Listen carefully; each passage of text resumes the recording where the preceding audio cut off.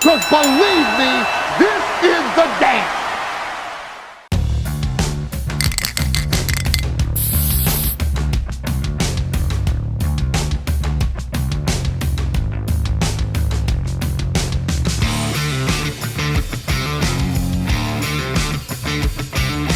Back in 1997, during the famous Monday Night Wars while the WWF was losing to WCW, a provocative new stable would emerge.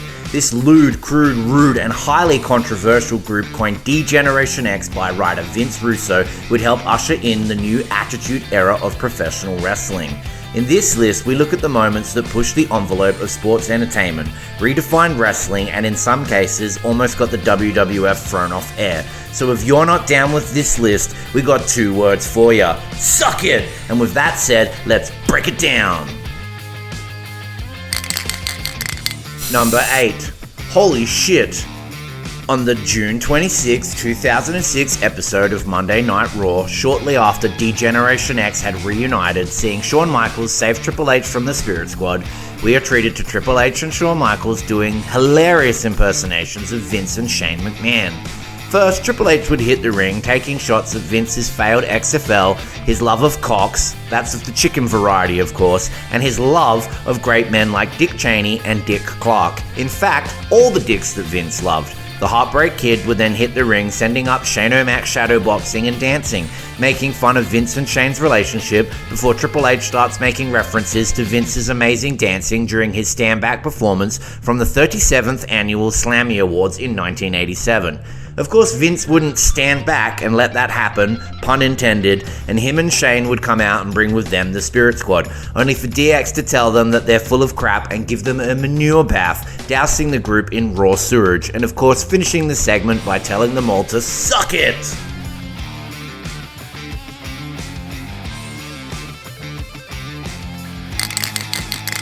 Number 7. He's a nugget! On WWF Monday Night Raw from December 8th, 1997, D-Generation X headed to the ring while HBK proceeded to cowboy swig Jack Daniels before cutting a promo bragging about their previous victories over Sergeant Slaughter and Ken Shamrock. Michaels would turn his attention to Owen Hart, who he was feuding with at the time, referring to the Hart family as one stinking, huge, giant, smelly turd that needs to be flushed, saying that he had flushed all the Harts out of the WWF and then calling Owen the nugget that remains in the bowl after flushing that huge turd. HBK would then declare that he's been looking for Owen all day and that the trio wouldn't leave until Owen Hart showed up.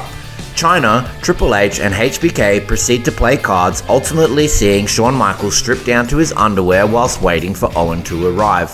The Headbangers interrupt the game as they had a match scheduled, earning them a DX grade ass whipping before Owen Hart attacks Shawn Michaels and takes off through the crowd, thankfully saving us from seeing a naked Heartbreak Kid. Number 6. 2 new members. On the December 29th, 1997 WWF Raw, D-Generation X would be up to their hijinks once again.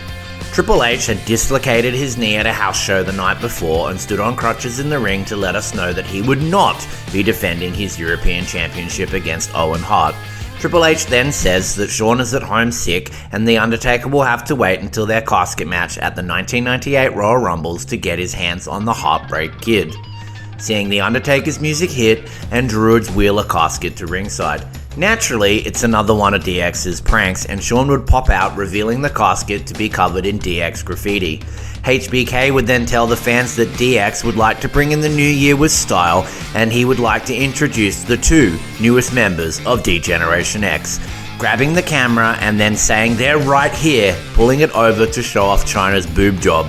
Shawn and Triple H would then make some hilarious puns saying she was the breast-looking woman in town and that if Chyna had a nipple for every time someone said she was the breast-looking woman here, she'd be a millionaire, before Triple H declares we might have to change our name to Double D-Generation X. Number 5. New recruits. On March 30th, 1998, at the Raw following WrestleMania, Triple H would find himself alone after Shawn Michaels retired due to a very serious back injury. Triple H cut a promo telling the world that HBK had dropped the ball and that he would be picking it up. saying he was forming the new DX Army, seeing Sean Waltman come to the ring from WCW, leaving the NWO. The man that was soon to be known as X-Pac would shoot on comments made by Hulk Hogan and claim Eric Bischoff is so far up his ass he knows what the Hulkster had for breakfast, adding that Kevin Nash and Scott Hall would be with him in DX if they weren't being held hostage by World Championship Wrestling. Later that night, during a rematch for the World Tag Team Championships, the New Age Outlaws would be assisted by D-Generation X in regaining the belts that they had lost at WrestleMania to Chainsaw Charlie, aka Terry Funk, and Cactus Jack, making DX a fierce new faction within the WWF.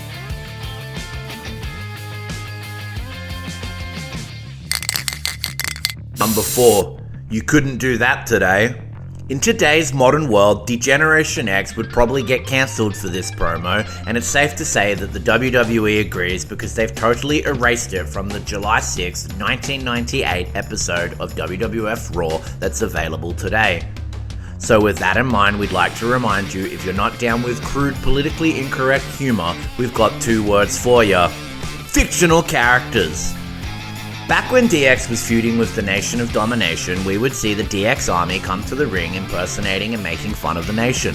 Led by Triple H as The Croc, they also brought with them Jason Sensation impersonating Owen Hart. The Croc would cut a hilarious promo about what he was baking in the bathroom and say that when he hits rock bottom with the ladies, he lays the smackdown on himself. Jason Sensation would then do a flawless Owen Hart impersonation, pointing out that Owen's gear made him look like a damn road sign, saying if anyone smells what The Rock is cooking, it's me. Look how big my damn nose is. The promo would end in classic DX fashion with Triple H adding, "Know your role and shut your mouths. Nation, we got 2 words for ya. Suck it." Number 3. Say it, don't spray it. At the November 11th, 1997 WWF Raw, returning to a running joke Shawn Michaels had been playing on Commissioner Sergeant Slaughter about him spitting when he talked, Triple H and HBK insult the Commissioner with this amazing prank. During the show, HBK called Slaughter out to the ring and demanded that he gives him a match with Ken Shamrock next week. When Sergeant Slaughter comes down and tries to reply, DX tell him to hold on and they go and get masks with plexiglass covering their faces from bags in the ring. When poor Slaughter tries to talk again, they tell him this isn't working and return to the bags, only to come back with mini windscreen wipers on their masks looking smug as hell. Even Slaughter himself is trying not to laugh for a moment, with some of the best corpse facing in wrestling history. This playful, yet totally humiliating prank is one of D-Generation X's funniest, and it still makes us giggle to this day. Number 2. Up All Night. In the early part of 1998, the USA Network started having problems with the on-air antics of D-Generation X. Not just their crotch-chopping gestures, but the things they were saying too. And every week, Vince McMahon would lose it at Triple H and Shawn Michaels saying they were going to get them thrown off the air. But DX being DX, that just meant they had to push the envelope even further. Of course, the USA Network would end up sending Vince McMahon a letter telling him a giant list of things DX was no longer allowed to say, or they would indeed be removed from TV. After taking the letter to DX and asking them what they would like to do, the pranksters did what any self-respecting rebels would. They turned it into a comedy skit. And they couldn't have picked a better time, as Bill Clinton, the then President of the United States, was embroiled in controversy with his intern. The week before, he had done a presidential address and stated, "I did not have sexual relations with that woman." So DX decided to send up that situation and read all the words they're not allowed to say in the process, leading to one of the funniest segments in WWE history, seeing Triple H and Shawn Michaels explaining the words they would use, then being bleeped out of the words that they were no longer allowed to use, before Shawn Michaels took a shot at Bill Clinton saying, "Although many of you believe the current favorite pastime in the Oral Office is swallow the leader, I did not, I repeat, I did not sleep with that young intern. As a matter of fact, I was up all night."